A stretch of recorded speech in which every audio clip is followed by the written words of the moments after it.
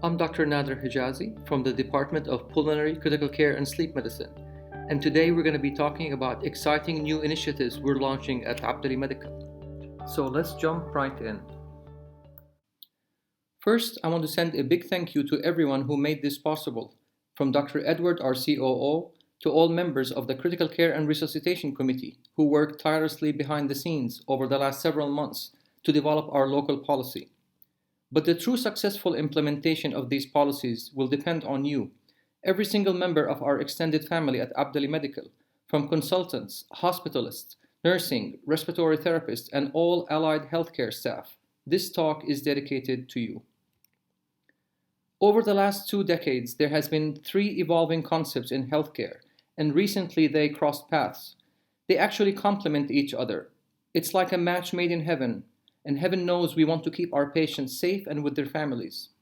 The first is the early warning sign system, and we'll be adopting what's called the MEWS, or the Modified Early Warning Signs, and we'll be referring to it as MEWS. The second is the Rapid Response Team, or the RRT, and last but not least is code Sepsis. I want to start with an analogy. I want you to imagine you're a manager of a large facility, whether it's industrial, residential, or shopping center, and you still don't have a fire alarm system, and you don't have the budget for it, and someone walks up to you and offers to give you one of the best fire alarm systems and smoke detectors out there in the market, and it's completely for free. All you have to do is install it and maintain it. Would you take it? Of course you would. It's much easier to put out a fire if you catch it early on. Now that's our modified early warning system, or the early warning sign system. So later you find out that just like all other systems, it only covers 80 to 90% of the facility, because there are just some sections where you just cannot install it. But that's still very good, right? Now imagine you're an employee at that facility, and you happen to be in the section where there are no smoke detectors, and you smell smoke, so you run to check it out, and lo and behold, you find an oven on fire. Now, would you wait until the smoke detectors go off, or would you shout for help and activate the fire alarm system yourself? Right? That's the importance of the human factor. No system can replace critical thinking or clinical judgment. The MEWS is just a tool to help you. It's kind of like artificial intelligence through simple algorithms to send you an alert. So it complements but does not replace common sense and human intelligence. Now, will the smoke detector actually put out the fire? Of course not. There's no sprinkler system. It's just an alarm system. So you need a team of experts in putting out fires, since each type of fire, for example, gasoline, chemical, or electric, is managed differently. That's where the rapid response team and code Sepsis come in. So the first question that anyone would ask is, why would we want to implement this? And the simple answer is the same reason we all went into the medical field, to save lives. And it's evidence-based. And of course, it doesn't hurt that the new accreditation guidelines require this, although in Jordan they only require the first 2. However, code Sepsis is implemented in all major reputable hospitals around the world as best practice, and it's just a matter of time until this is required. But we're not going to wait to do what's best for our patients. So what's the background for this? Physicians and researchers try to reverse engineer why patients die in the hospital. And what's better to start with than patients who had cardiac arrest? So they set out to answer the age-old question of whether sudden cardiac death is really sudden and really unpredictable. And the answer was no, it's not sudden and it's not unpredictable. In fact, when you look back at those cases with cardiac arrest, most of them had subtle deviation in multiple vital signs, at least 6 to 8 hours, and in some cases, up to 24 hours preceding the arrest, as opposed to one very critically abnormal vital sign. And let's remember, they're called vital signs for a reason. They are vital to life. So these are patients who had cardiac arrest. If you look at the lower graph, you can see subtle changes in vital signs. And it doesn't matter which is which. I know it's hard to see. But if you look at the MEWS above, which is an aggregate score of multiple vital signs, you can see an exponential and clearly bigger change. So the MEWS is an aggregate or composite score of multiple physiologic parameters that allows a graded response by assigning a numerical value to abnormal physiological parameter. It gives you a score from 0 to 18 to be precise. But of course, once you get to a score of 5, 6, or 7, then your patient is really sick and critically ill. Here's a case. Let's say this was a patient who came out of surgery, let's say a hemicolectomy. He is perfectly stable with normal vital signs with a MEWS of 0. Now here's the same patient 6 hours later. As you can see, each vital sign changed a little bit, maybe 10 to 20%. But look at the MEWS score, it went up to 6. This patient is clearly deteriorating and needs urgent attention and should probably be transferred to the ICU.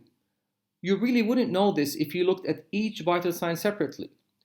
So what does this high score mean? Well, if the MEWS is 5 or above, the risk of death goes up more than 5-folds, and the risk of ICU admission goes up more than 10-folds. In one large study, for example, showed that if you have one critical vital sign, then the mortality rate is around 1%. On the other hand, if you have 3 critical vital signs, then the mortality rate goes up almost to 25% or 1/4. So the MEWS score helps prioritize care, streamline communication. So when you say a MEWS of 5, we all know what that means. It also helps reduce the human error of not detecting a deteriorating patient and allows response at the point of care, wherever the patient is. It's part of an ICU concept called no walls, whereby the ICU team tries to find at-risk patients before they deteriorate and interfere early on to improve outcome while they're still outside the ICU. So the use of early warning signs has been shown to predict hospital mortality, ICU admissions, cardiac arrest, and rapid response team call. So when would you calculate it? You can calculate it on any patient you're concerned about. For example, medical patients. It's also excellent for pre- and post-op surgical patients, patients in the emergency room and trauma patients, basically all non-ICU patients. And remember, serial readings are much more informative than single ones. For this phase, we're going to implement the adult version, which is called the MEWS, and it's for patients over the age of 12. In the future, we'll also be implementing the pediatric early warning signs, which is called the PEWS, and later on the obstetric early warning signs, which is sometimes pronounced the MEWS, for pregnant and peripartum women. Now, how do you calculate it? So the early warning signs is calculated using simple physiologic parameters, such as the level of consciousness, the respiratory rate, pulse rate, systolic blood pressure, temperature, and oxygen saturation. And I'll tell you up front, they're hard to memorize, and we don't expect you to. This will be calculated by our VS4 vital sign machines. All you have to do is add the level of consciousness. Our charge nurse, nursing supervisors, and nursing educators will show you how. These tables will be distributed all over the hospital in case you need to calculate it manually. Here's a closer look at the scoring system. Now, one important thing to mention that recently there's been a change or an addition to the traditional AVPU mnemonic used for level of consciousness, which stands for alert, responsive to verbal stimulation, responsive to painful stimulation, or unresponsive. They added C for confusion, which includes delirium, and this gives you a score of 1, which is identical if your patient is only responsive to verbal stimulation.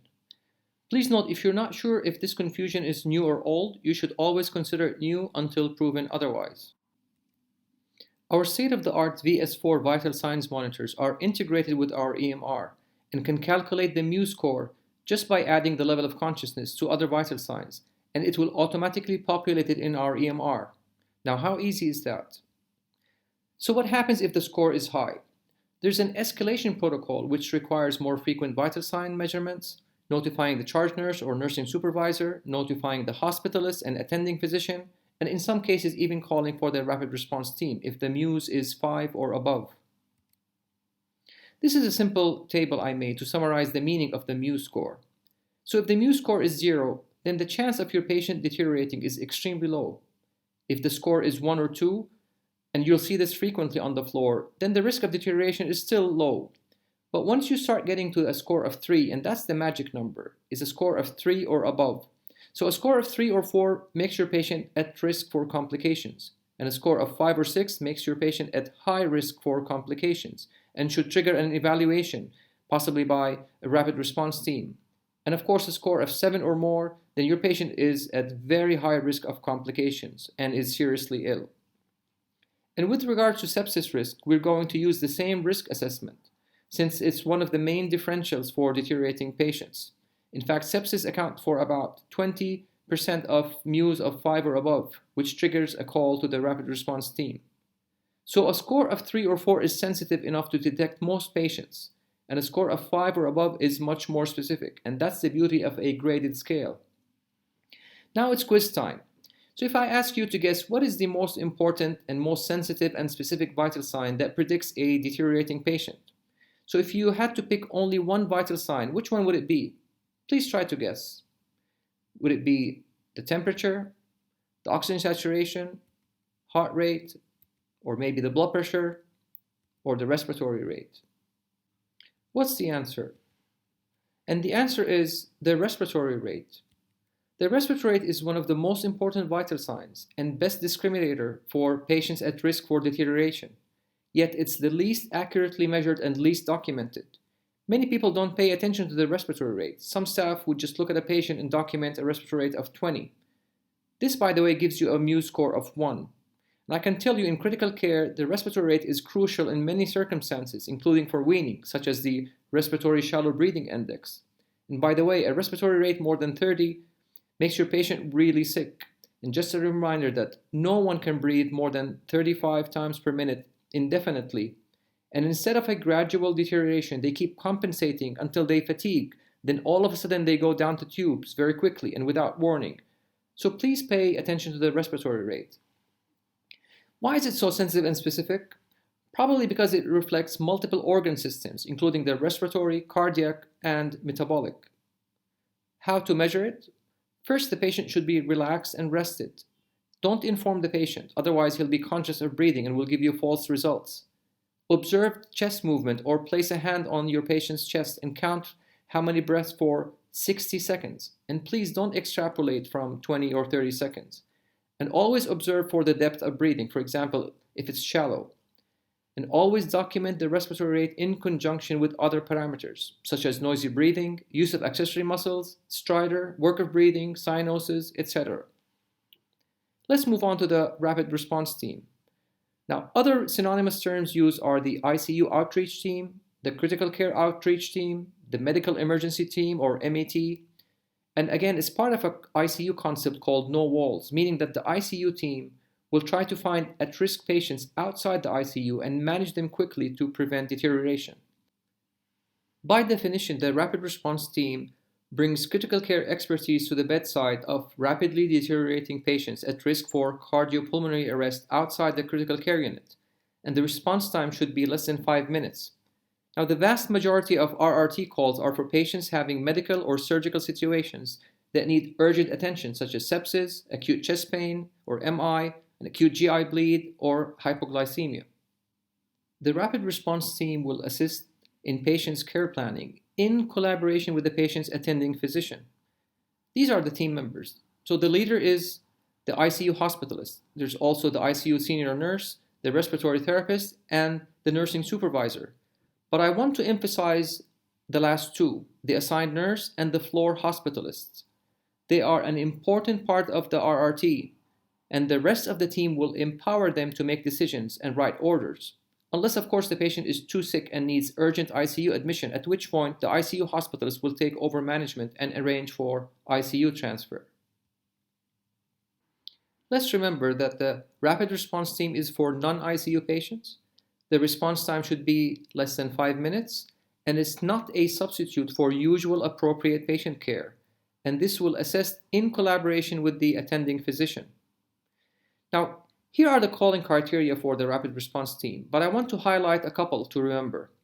First one is any time or any reason you have concern about your patient, and this usually accounts for around 20 to 30% of calls. And the second is a MEWS score of 5 or more. How do you call for a rapid response team? It is initiated through the nursing call system, and if this is down for any reason, then staff can call 7777 to initiate the code. To be clear, there isn't enough robust evidence to prove that implementing RRT reduces mortality. Here's a meta-analysis of most studies done on RRT. it has a trend towards improvement in outcome. But there's enough evidence to justify it, and more importantly, it is the link to detect and treat sepsis, which is strongly evidence-based. Here's an example of what RRT should do. In this case, it reduced the number of code blue activations compared to before and after implementation from November 2014 to November of 2015. So who's at risk? Basically anyone in the hospital, especially those with coexisting diseases, all emergency admissions, elderly people, specific acute illnesses such as sepsis and pancreatitis, altered level of consciousness, and major hemorrhage. Communication will be through the universally accepted method of SBAR, which is a tool used to communicate critical information succinctly and briefly. SBAR stands for situation, which is to briefly describe the current situation or what's going on. Background, what is the pertinent history and clinical context that might have led to this? Assessment, summary of what do you think is going on, and recommendation of what to do and what needs to happen next. When we talk about education and awareness, we need to move away from having people memorize formulas and algorithms. Instead, we need to go back to basics. There's a saying that goes, tell me and I'll forget. Show me and I might remember. But involve me and I will understand. And that's why we want everybody involved. So what are the barriers to escalation? The good thing is we don't have to reinvent the wheel. We can learn from others' experience. All hospitals, whether in the US, UK, or others, had problems, but there are recurring themes. So we want to address these head-on before we start, in addition to getting active feedback from everyone involved. One of the main issues to address is the relationship between activators and responders. There are small details that can make all the difference. So instead of the responding team saying, "Why did you call?" they can say, "Thank you for calling. Thank you for being concerned about your patient. What is the situation?" And remember, there are no bad calls whatsoever. So communication should be done in a professional manner, friendly, non-judgmental, and non-punitive feedback. How to tackle these obstacles? Well, knowledge and skills. This goes by training staff how to measure the MEWS and how to use the VS4 vital sign monitor, and training on what the score means and what to do about this, such as this talk. Anxiety about escalation and ridicule or reprimand. Again, we need to emphasize professional and friendly communication, where no one will be ridiculed or reprimanded for making a wrong call. Another thing is that hospitalists might fear that the RRT will take charge of their patients. They will not take charge, but they will empower the primary team unless, again, they need urgent attention and transfer to the ICU. And lastly, fear that the consultants will be upset. In fact, consultants should be happy about this because it provides an extra layer of safety for their patients. Plus, it will be done with their approval. One word will frequently come up, and that is deterioration. What does it really mean? According to the dictionary, it simply means to become worse. So let's clear any confusion about this. Now, let's move on to the last part. This is a sneak peek of what's to come. This topic is really dear to my heart, and we're already implementing it in our practice as ad hoc, but we're working on creating local policy to streamline and expedite this process. So what is it all about? Sepsis and septic shock account for 1/3 to 1/2 of all hospital deaths, and although most end up in the ICU, survival is really determined by the resuscitation they get in the first 1 to 6 hours, which is usually done outside the ICU, in the ER or on the floor. We know that in other medical emergencies, such as ST elevation MI and stroke, that there's a window of opportunity beyond which, even if you give the right treatment, you will not improve outcome. Fortunately, with these cases, the presentation is dramatic and clear, with acute chest pain and signs of stroke. Unfortunately, with sepsis, this is subtle, and if left untreated, this will lead to multi-organ failure and death. So we need to think of sepsis and septic shock as medical emergencies. Any kind of infection can lead to sepsis. And if there's one thing I want you to remember from this lecture, is to always think, could this be sepsis? So in deteriorating patients, or in patients with a MEWS score of 3 or above, or when calling the RRT, please always think, could this be sepsis? In 2001, Rivers and colleagues at Henry Ford Hospital in Detroit, Michigan, published a landmark study that showed that the early detection and treatment of sepsis in the ER improved outcome and mortality. In 2002, a joint task force from the American Society of Critical Care Medicine and the European Society of Intensive Care Medicine was formed and resulted in the first sepsis guidelines in 2004 and has been updated at least every 4 years ever since. In it, they had a best practice statement that sepsis and septic shock should be considered medical emergencies. And by the way, for every 1 hour delay of treatment, the mortality goes up around 7%. So a 10-hour delay can result in a 70% increase in mortality rate. They recommend what's called the Hour 1 bundle, and it's not the 1 hour bundle, but the Hour 1 bundle because they have to be started within 1 hour and not necessarily be completed in 1 hour.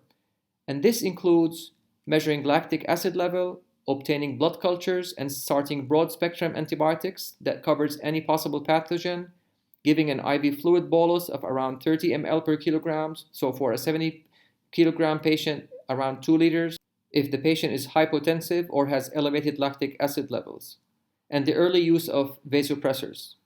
Now this has to be coordinated so it's done in a timely manner.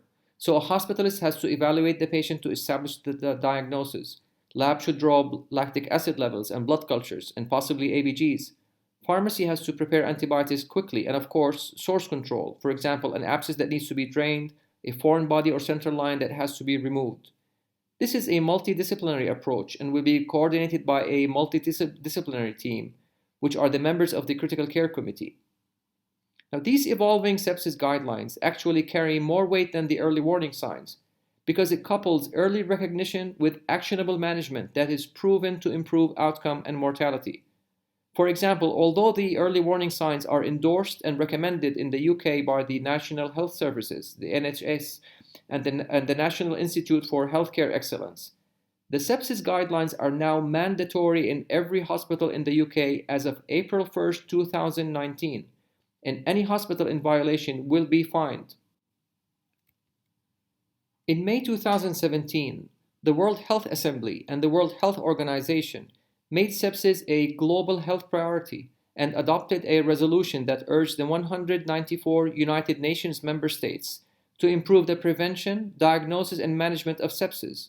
They recommended strategies that incorporate early recognition and timely management of sepsis in hospitals, and that sepsis should be considered a medical emergency, and to increase the level of awareness of sepsis.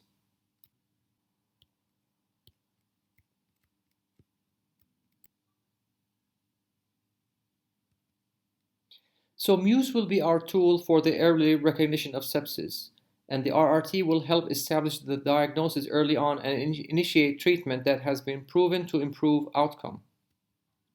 There are many early warning sign systems, including the Modified Early Warning Signs, the Sequential Organ Failure Assessment, the SOFA, or the Modified SOFA and SIRS, but none of them is clearly superior to others.